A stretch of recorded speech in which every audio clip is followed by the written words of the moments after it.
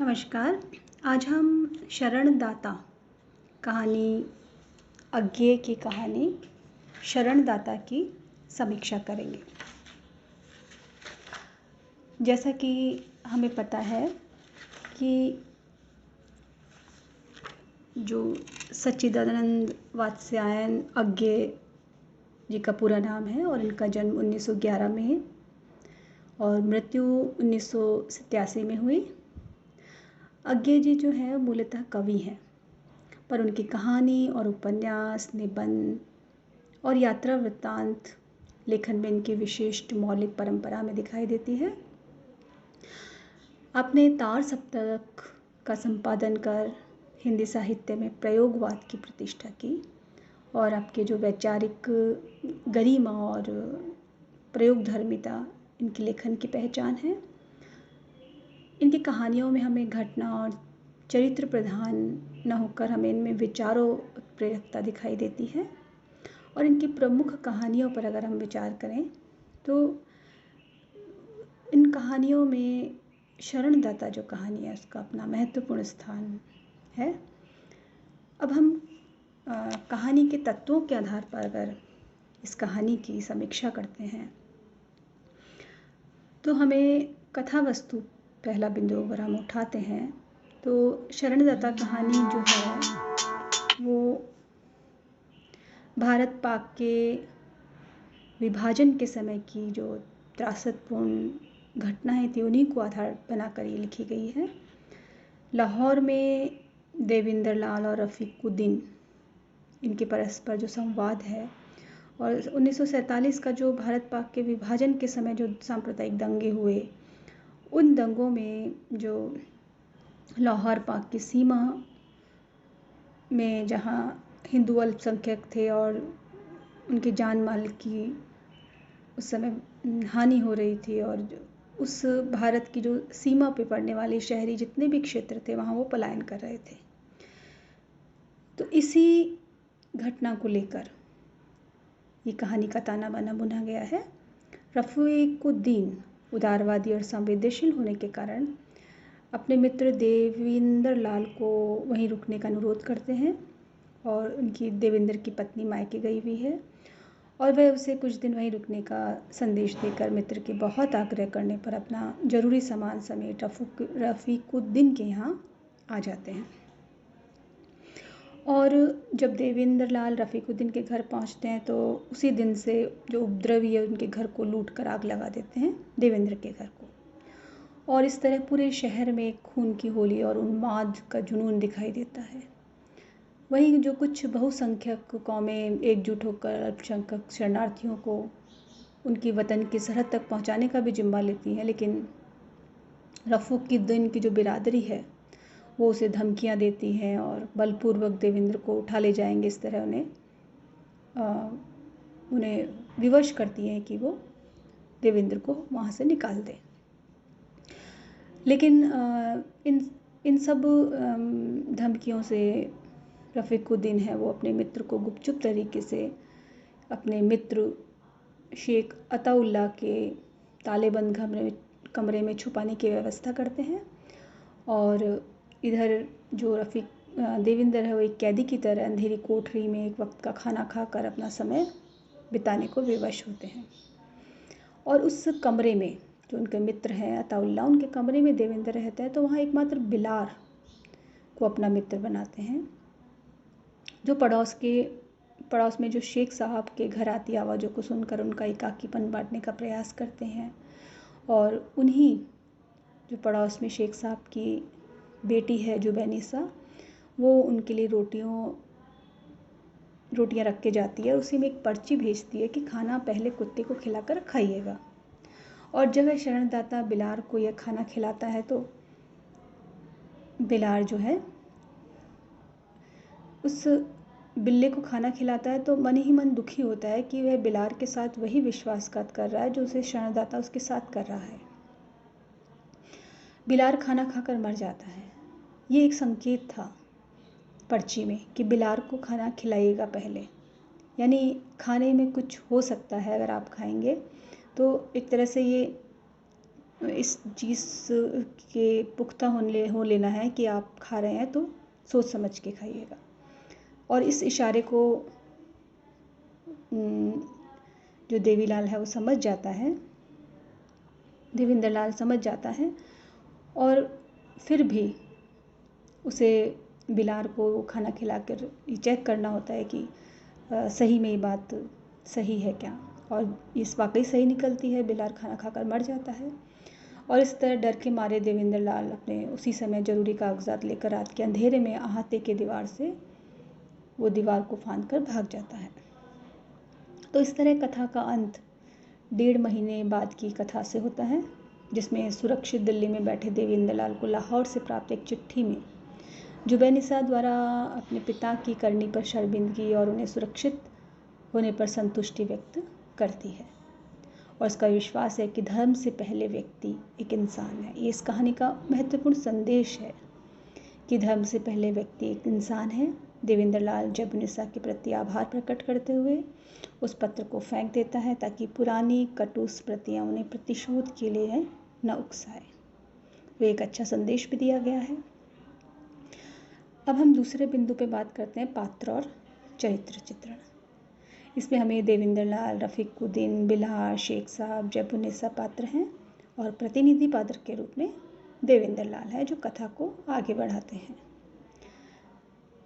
इसमें हम देखते हैं कि किस तरह से विपरीत परिस्थितियों में भी देवेंद्र लाल है वो संयम बनाए रखते हैं, और किस तरह से अंतिम समय में भी वो इस बात को लेकर चलते हैं कि कटु स्मृतियाँ उनके भीतर ना रहे। तो एक सजग, सचेत और संवेदनशीलता उनके भीतर हमें इस पात्र में दिखाई देती है। इसी पात्र में हम देखते हैं कि जो वो कहते हैं, अपने उस बिलार से अपने भाव की अभिव्यक्ति करते हुए कि देवेंद्र लाल कोठरी में गए और थोड़ी देर बिलार को पुचकारते रहे, फिर धीरे धीरे बोले, देखो बेटा, तुम मेरे मेहमान हो, मैं शेख साहब का है ना, वे भी चाहते हैं कि नहीं, पता नहीं, यही तो जानना है, इसलिए तो मैं तुम्हारे साथ वह करना चाहता हूँ जो मेरे साथ वे पता नहीं चाहते हैं कि नहीं। नहीं, ये सब बात गड़बड़ हो गई। अच्छा, रोज़ मेरी जूठन तुम खाते हो, आज तुम्हारी मैं खाऊंगा। हाँ ठीक है, लो खाओ। तो मन में जो व्यथत भाव हैं वो उसमें उठते हैं। दूसरी ओर जो जुबैनिसा है वो एक शेख की बेटी हैं, और उसकी जो किस तरह से विनम्र, निर्भीक, संवेदनशील स्वभाव दिखाया है कि अंत में वो देवीलाल की किस तरह जान बचाकर अपनी मानवीयता का परिचय देती हैं। और रफ़ीकुद्दीन जो है वो किस तरह मैत्रेयी भाव से परिपूर्ण धार्मिक व्यक्ति है, किंतु विपरीत परिस्थितियों में भी वो अपने मित्र का साथ निभाना चाहते हैं और उसे अपने दूसरे मित्र के यहाँ सुरक्षित पहुँचाते हैं। अब हम संवाद योजना पे बात करते हैं। इसका तीसरा बिंदु संवाद योजना अगर हम देखें तो स्थिति और परिस्थितियों और प्रकृति के अनुकूल हमें यहाँ छोटे छोटे संवाद हैं जो कि उर्दू बहुल भाषा में हैं, और कहीं कहीं पंजाबी का स्पर्श भी हमें दिखाई देता है। और वो किस संवाद योजना है, वो हर पात्र के अनुकूल है, प्रभाव दिखाती हैं। देशकाल वातावरण की दृष्टि से अगर हम बात करें तो ये कहानी जो है वो सामान्य वातावरण में जो किस तरह से व्यक्ति की निर्भीक संवेदनाओं को अभिव्यक्त करती है। संपूर्ण कहानी में हमें दिखाई देता है कि संपूर्ण वातावरण लघु और परिवर्तनशील दृश्यों में बंधा दिखाई दे रहा है। कहीं एक तरफ मृत्यु की गंध दिखाई देती है, और किस तरह से नैतिक गुण है उनकी तलाश, उनकी परख जो है, उसके लिए वातावरण अपने आप ऐसा लगता है गढ़ता चला गया है। और एक बोधात्मक चेतना है वो किस तरह से विषय वस्तु के साथ मेल खाती चलती है। इस पूरे बात में हम देखते हैं कि पात्र है वो अपने संवादों से उस वातावरण को गुम्फित करता चला जाता है। जब एक जगह रफ़ीकुद्दीन ने बात काटते हुए कहा, उदाहरण के रूप में देखें तो, नहीं साहब, हमारी नाक कट जाएगी, कोई बात नहीं है भला कि आप घर बार छोड़कर अपने ही शहर में पनाह गर्जी हो गए हो जाएं, हम तो आपको जान जाने ना देंगे, बल्कि ज़बरदस्ती रोक लेंगे। मैं तो इसे मेजॉरिटी का फ़र्ज मानता हूँ कि माइनॉरिटी की हिफाजत करें और उन्हें घर छोड़ छाड़ कर भागने न दें। तो ये उस समय की परिस्थिति में जो लोगों के मन के भावों को, परस्पर मैत्री सौहार्द के भावों को अभिव्यक्त करती है। अगला हम देखें भाषा शैली की दृष्टि से, अगर हम विचार करें कहानी पर, तो इसमें उर्दू पंजाबी मिश्रित भाषा उस परिवेश, जो सामाजिक परिवेश और पात्रों के अनुकूल गढ़ी गई है। सांकेतिकता भी दिखाई देती है हमें, भावानुकूल भाषा है, जैसे कि रफ़ीकुद्दीन आँखों में पराजल लिए चुपचाप देखते रहे। केवल एक बार उन्होंने कहा, यह दिन भी था देखने को और आज़ादी के नाम पर या अल्लाह। तो जो पात्रों की मनस्थिति है वो हमें कथात्मक शैली के माध्यम से जो द्वंद्व है उनका वो दिखाई देता है। और उद्देश्य की दृष्टि से अगर हम इस कहानी पर चर्चा करें तो धार्मिक उन्माद और विद्वेष किस तरह से व्यक्ति और समाज में नकारात्मक प्रभाव डालते हैं, और उस समय की परिस्थिति में किस तरह से ये बताया कि किस तरह सांप्रदायिक दंगे, आगजनी की घटनाओं के माध्यम से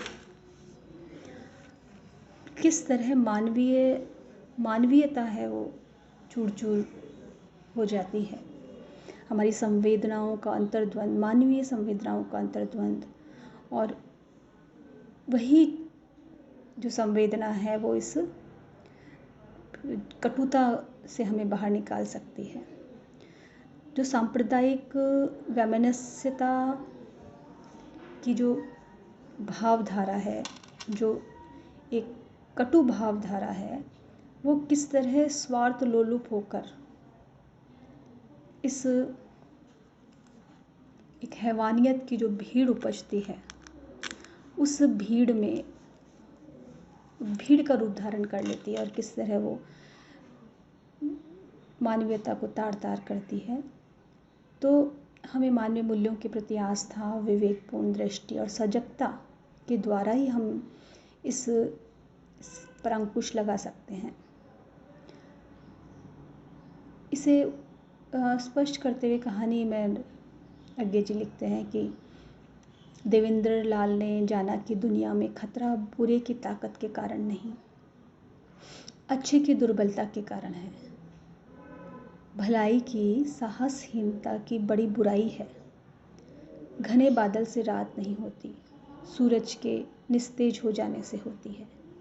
तो इस तरह के जो उदाहरण हैं उसके माध्यम से हम देखें कि कहानी में एक अहम उद्देश्य लेकर परिपालना हुई है और सांकेतिकता, सूक्ष्मता के साथ में उस संवेदना को उभारा गया है, और उभारने के बाद एक सकारात्मक मानवीय मूल्यों को समाज में किस तरह बचाया जा सकता है, इसकी और विशेष रूप से प्रकाश डाला गया है। तो पूरी कहानी में हमें महत्वपूर्ण संदेश वो बोधात्मक चेतना के माध्यम से दिखाई देता है, जो आज के दृष्टिकोण से भी पूरी तरह प्रासंगिक है।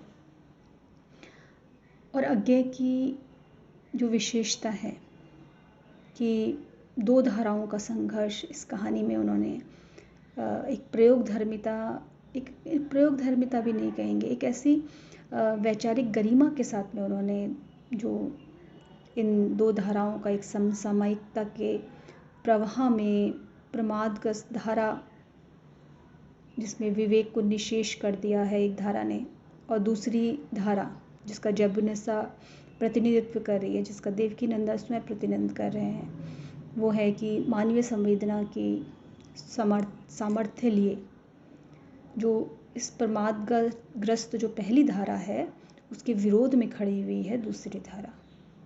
तो जो देवेंद्र लाल और रफ़ीकुद्दीन, देवेंद्र लाल और शेख अताउल्ला, देवेंद्र लाल और जैबू, इनके माध्यम से ये सारी जो विपरीत धारा है, जो प्रमादग्रस्त धारा है, उसका पूरी तरह से उसको नस्ताभूत कर देना चाहते हैं, उसका विरोध करते हैं।